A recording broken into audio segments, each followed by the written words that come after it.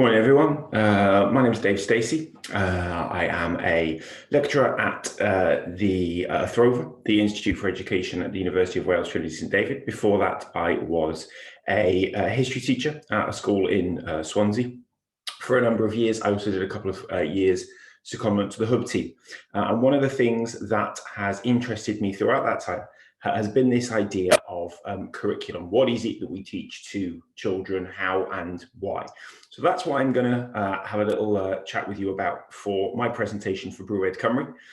It would be brilliant if we were all in a room together, sharing a brew. That's not possible this year, so hopefully this video will suffice. I'm on Twitter, I'm at Dave Stacey. Obviously the hashtag for the event is hashtag Brew Ed Cymru. One of the things this presentation is designed to do is just to get a conversation started. So please do join in and share your thoughts. I will share the links and the various people that I reference over the course of this presentation. I'll tweet them all out at the end of the video. Firstly, a little bit of an explanation and apology for the title. I needed a title before I'd actually written it. I love a good pun. And I thought, well, I need a framework to talk about some of these ideas for curriculum. So I thought we'll try the old SWOT, the old SWOT analysis: the strengths, weaknesses, opportunities, and threats. And it was only when I came to then sit down and write it, I realized this was a terrible idea. It really didn't work as a structure. But by that point, I'd already submitted the title. So with your permission, what I'm going to do is I'm going to get rid of the idea of strengths, weaknesses, opportunities, and threats, but I'm going to keep the acronym, and we're going to see if we can come up with some alternatives to use as a framework for talking about some of these ideas around curriculum.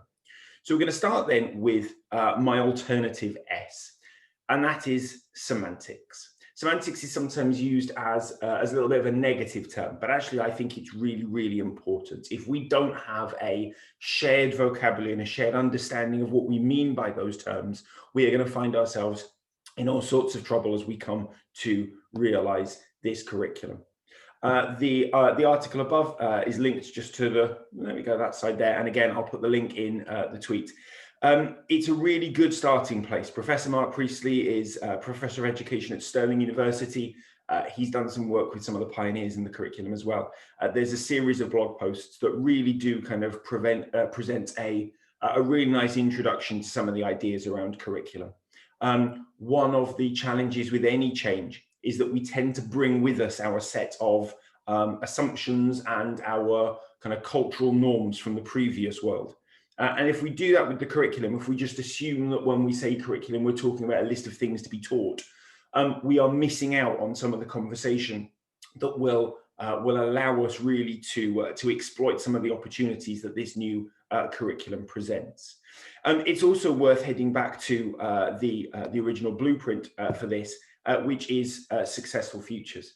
The very first recommendation from Professor Donaldson's report was that the curriculum for Wales should be defined as including all of the learning experiences and assessment activities planned in pursuit of the agreed purposes of education. So it needs to tie back to those purposes. It's not just a list of what we taught, it's the experiences, but we also need to build in an awareness of the assessment as well. That is huge, and it's going to take time for us to really start to work together to understand what that means. Okay, so I think one of the first things that I draw attention to on today's presentation is that this isn't perhaps like other curricular reforms where we've taken a document off the shelf, worked out the best way to do it, and then just gone to implement it. Something different needs to happen this time if we're going to realize the vision and the opportunity that this new plan has in place. Those purposes then are the thing that should tie us all together. And with any government document, there can be a tendency perhaps to be a little bit reductive. Each of those four purposes, which I've already seen in a few places reduced even beyond the 4 bullet points, have underneath them a big list of all the different things that we can incorporate under those 4 ideas. And it's really important that we keep going back and we keep reminding ourselves of the full extent of what it is that we are hoping our young people can be and become through their school experience in Wales. So it's really important. I think this page from Successful Futures and ones like it, it's important that we get them and we pin them up and we keep coming back and we're reminding ourselves of them. We need to avoid that tendency perhaps that we have to just try and boil everything down just to one sentence. We will lose some of the richness of those ideas if we do that. So once we've finished thinking about our shared definition and ensuring that we do understand what we're each talking about when we talk about things around curriculum and purposes, let's move on to my W. And I couldn't decide whether to go for what or for who, so I've just been greedy and shoved them both in. It's my presentation. I can do that if I want.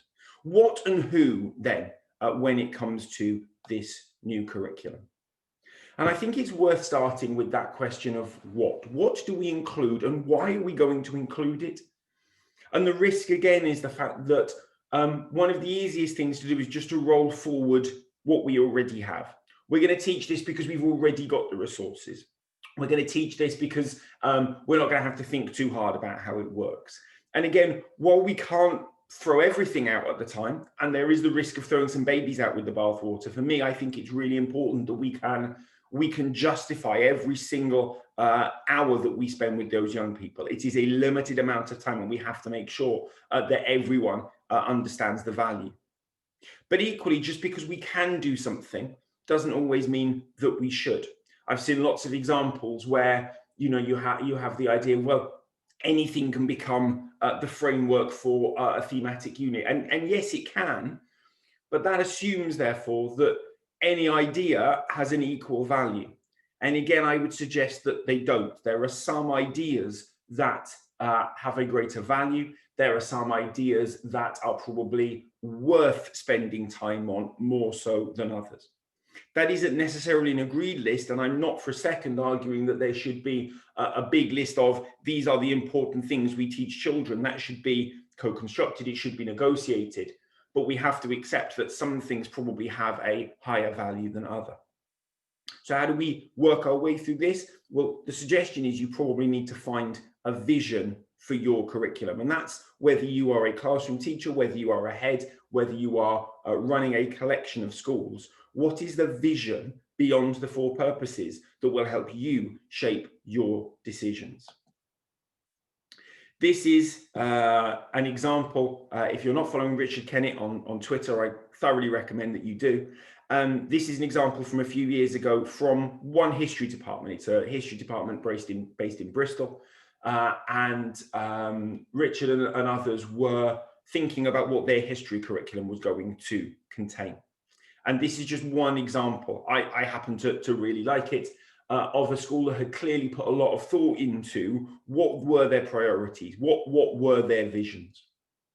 And I would strongly recommend that is worth doing as an individual, as a department, as a school, to be the thing by which you are going to start making some of those difficult decisions that will come down the track as you start to develop and build your curriculum.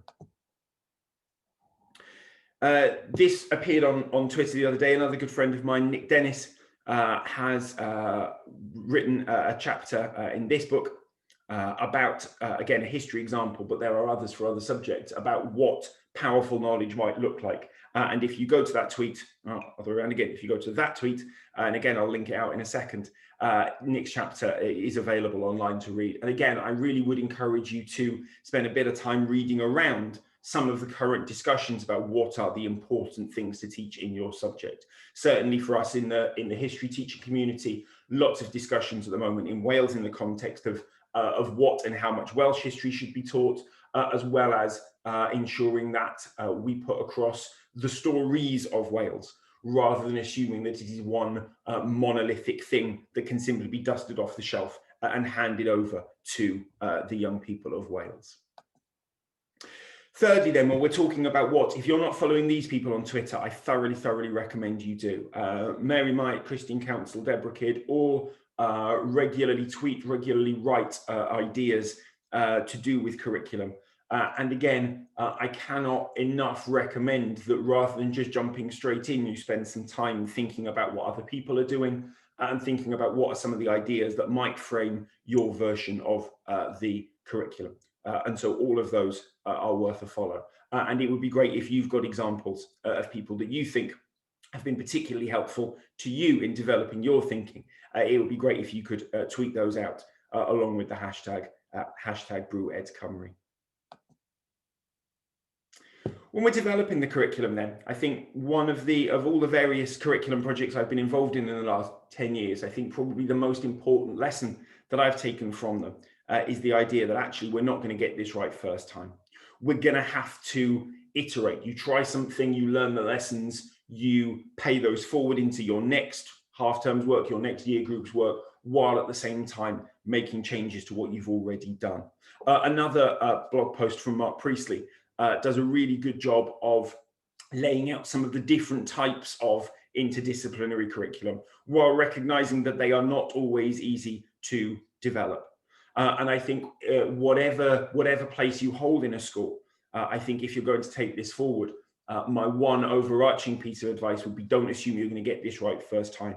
You need to build yourself a plan that allows you to have a go, to learn the lessons and get it better next time.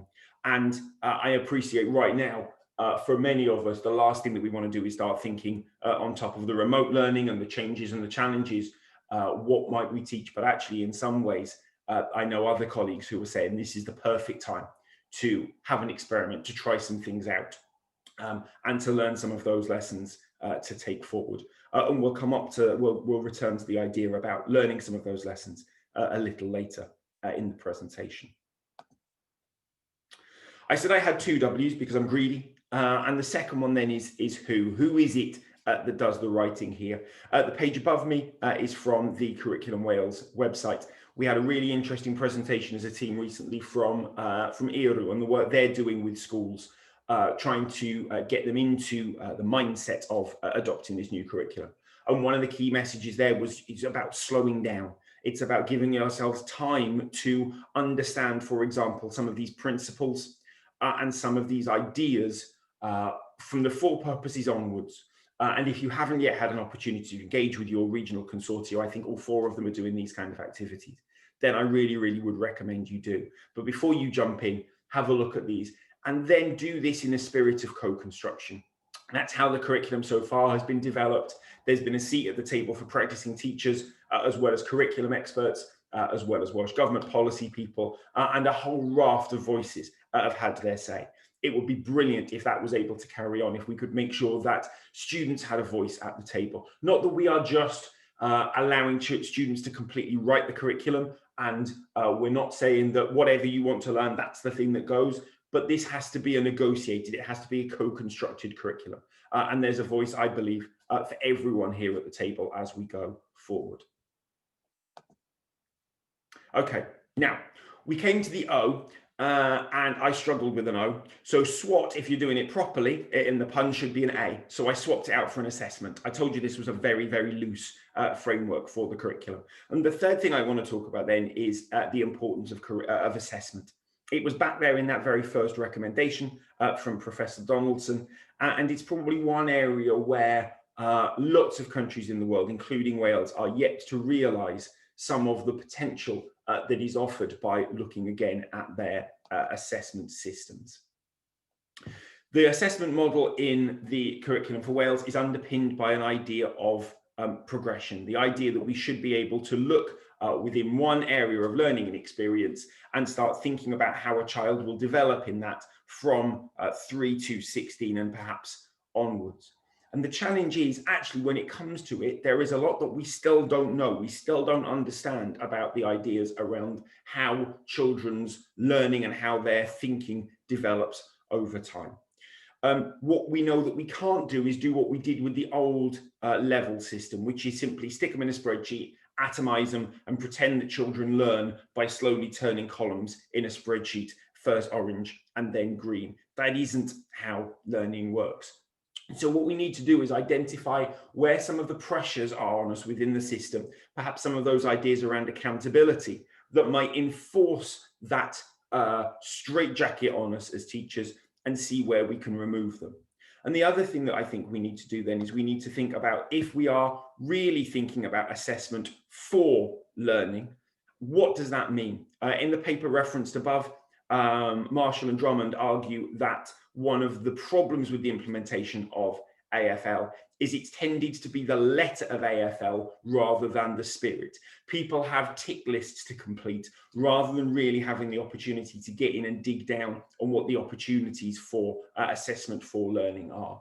And for me, I think if I'm reflecting on my own practice from however many years of teaching, I think probably my AFL has still always been backwards looking.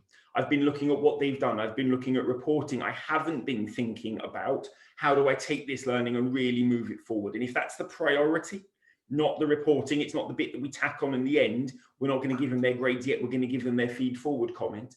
If we really think about assessment as driving learning forward, then I think some of our practices are going to have to change. I think we have to ask ourselves, at what point in the learning process are we providing that feedback? Is the end of a project always the best place for that feedback to be? How are we best utilizing self-assessment and peer assessment, and not in a tick box, someone can come and see me teach, but in a way that opens up the discussion that says, how is this working for me? How am I able to make the most of these ideas? And where do I seem to be going wrong? Where am I not realizing these ideas? And we can engage in this conversation as a profession, because the reality is we still don't know a lot of the answers around how we do this best.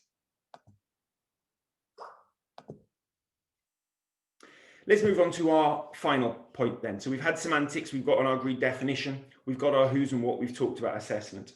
I think for me, the most important one of these ideas then is the final one. It's talking.